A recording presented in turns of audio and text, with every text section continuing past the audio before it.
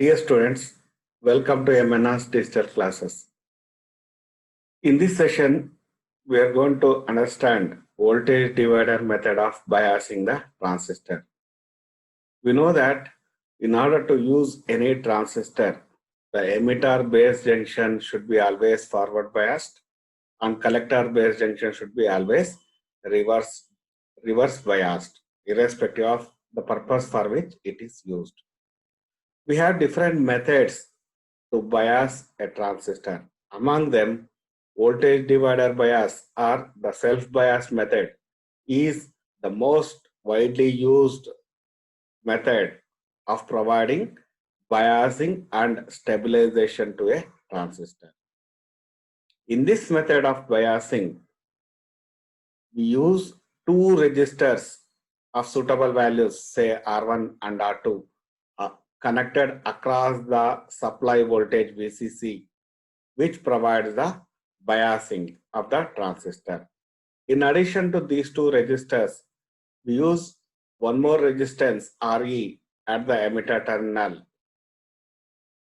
and this resistance RE provides the stabilization to the biasing condition. Now let us understand the circuit connections for voltage divider method of biasing the transistor. This circuit diagram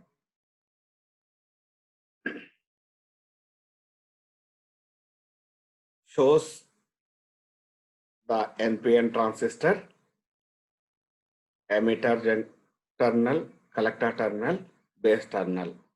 Across the collector terminal, we connect a suitable resistance represented by RC. This gives us the collector resistance. At the emitter terminal, we use another resistor RE of suitable value. This is called as the emitter resistance. The purpose of connecting this emitter resistance is to provide the stabilization to the biasing condition. The actual voltage divider biasing circuit consists of two resistors R1 and R2. They are connected across the power supply VCC. Now let us mark all the current and voltage values across various branches of this loop.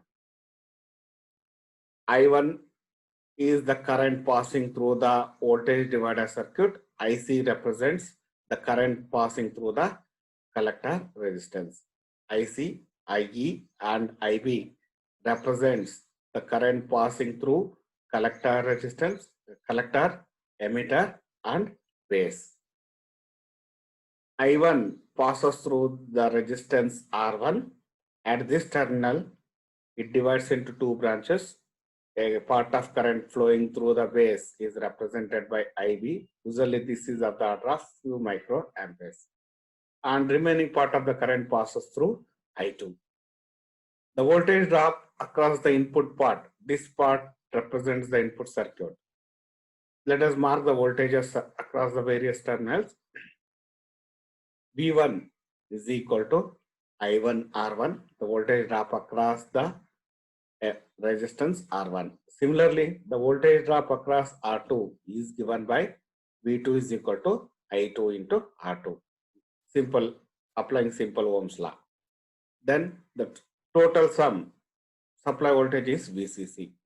From this, it is clear that total supply voltage VCC is equal to V1 plus V2. Now, applying the voltage, marking the voltages across this loop, VBE represents the voltage drop across the base emitter junction, and VE represents voltage drop across the emitter resistance, which is equal to IE into RE. Now, similarly, let us mark the voltage drops across various parts in the output circuit. VC represents the voltage drop across the collector resistance, which is equal to IC into RC.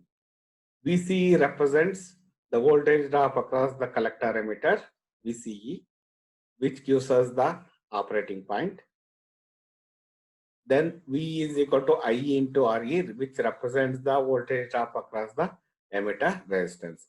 The sum of these three is equal to the supply voltage.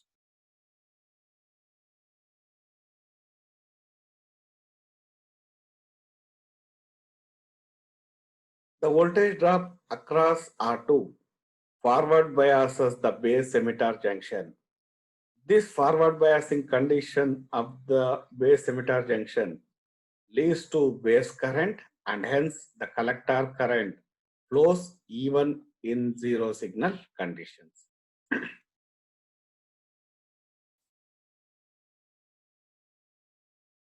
Now let us understand how to find the operating point. That is, we already learned that operating point is selection of proper values of collector current and collector emitter voltage for biasing. Now, to find, first step, to find the collector current, one of the operating points. To find the collector current, let us apply Kirchhoff's laws, applying KCL to the input. First, apply KCL to the transistor. Observe the circuit diagram. Collector current is entering, base current is entering, while emitter current is leaving. As per the markings of the current, it is clear that applying KCL, IE is equal to emitter current is equal to the sum of collector current and base current.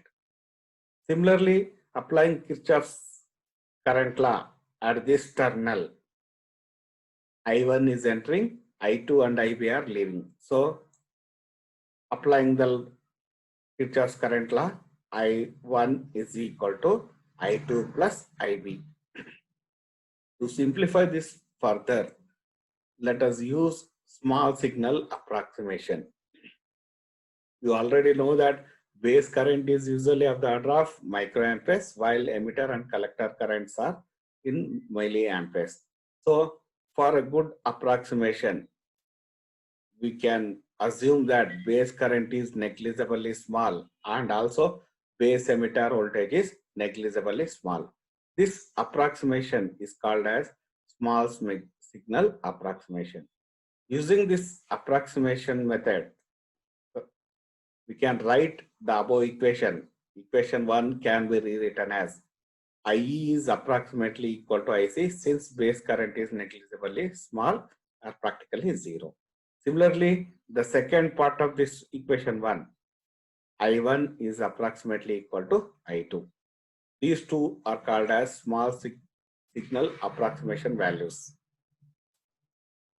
Now let us apply Kirchhoff's voltage law to the input circuit. VCC is equal to V1 plus V2. Already we see in the circuit diagram, VCC is equal to the sum of V1 and V2. So, V1 is equal to I1 R1. Similarly, V2 is equal to I2 R2 using Ohm's law. So, using the approximation already we made, I2 and I1 are approximately equal. So, we can write this equation as I1 is equal to,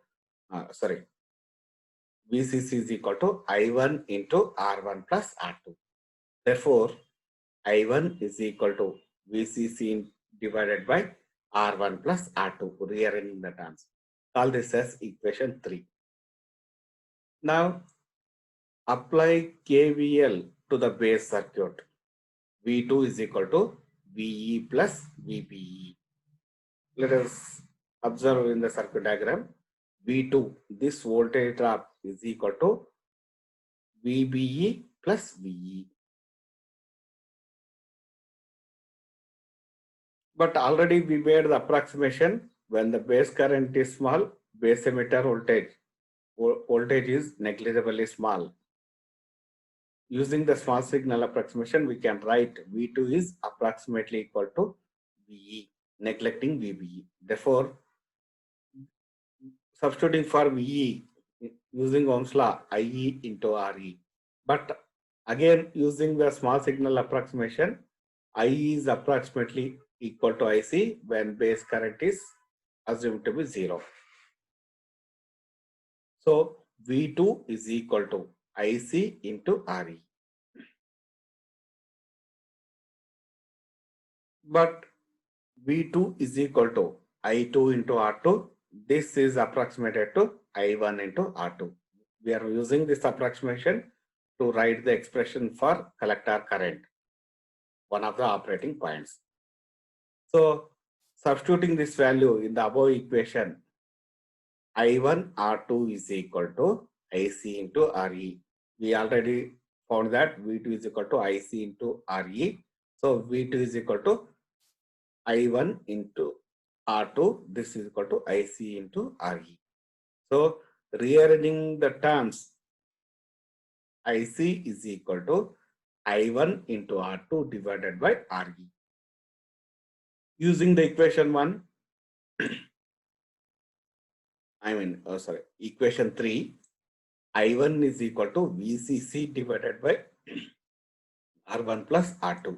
Therefore, IC is equal to VCC into R2 divided by R1 plus R2 into RE.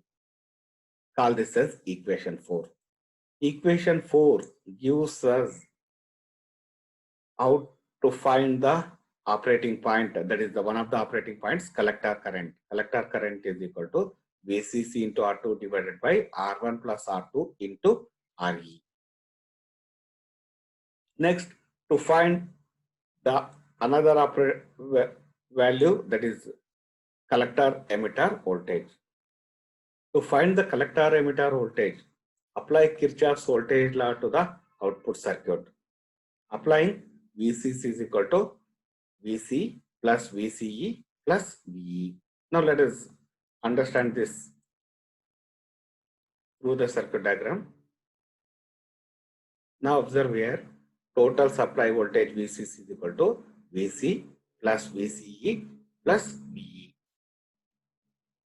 So the equation is VCC is equal to VC plus VCE plus VE. Using Ohm's law, VCC is equal to IC into RC and VE is equal to IE into RE. Again, using the small signal approximation, IC is approximately equal to IE. So substituting here, we get in these two first and third term, take IC common, we get VCE plus IC into RC plus RE. So rearrange the term and get the expression for collector emitter voltage. VC is equal to VCC, taking this term to the left, minus IC into RC plus RE. Call this as equation 5. Equation 4 and 5 together gives us the operating point of the given transistor under DC conditions.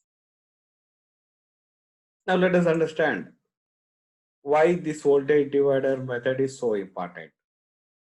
In voltage divider method, already we found that from equations 4 and 5, the collector current IC and hence VCE are almost independent of transistor parameters.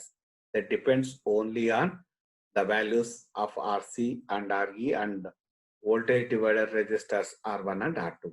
So, since it is independent, once we design a transistor for a suitable operating point, the circuit is independent of transistor parameters, hence the design circuit can be used for any transistor.